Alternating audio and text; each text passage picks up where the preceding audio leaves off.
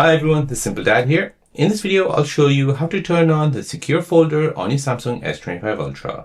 So on your Samsung S25 Ultra, you have a protected space to store sensitive apps, photos, or files. And this is locked by password, fingerprint, or face. So this place is called secure folder. So let me show you how to use it and how to turn it on. So first, you want to go ahead and bring down the quick panel menu, tap on settings. Next, you want to go ahead and scroll down and find security and privacy. So from here, you want to go ahead and scroll down and find more security settings. Now from here, you want to find secure folder. Tap on this.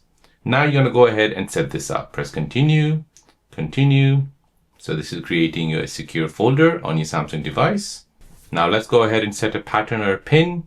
So we'll go ahead and choose a pin. We'll allow that. Then tap on next. And now your secure folder has been created.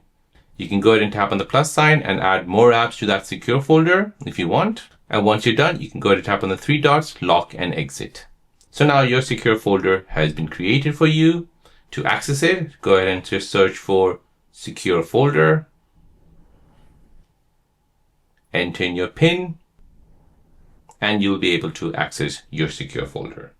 So this basically keeps your private content totally hidden and secure, even if someone has your phone. So there you go, guys. That is how to use secure folder on your Samsung device running One UI 7.0. If you're new on the channel and you want to find out more about your iPhone, your Android phone, or any other social media apps, then don't forget to subscribe to this channel to become a part of the Simple Dad community. Hit the like button if you find this video useful.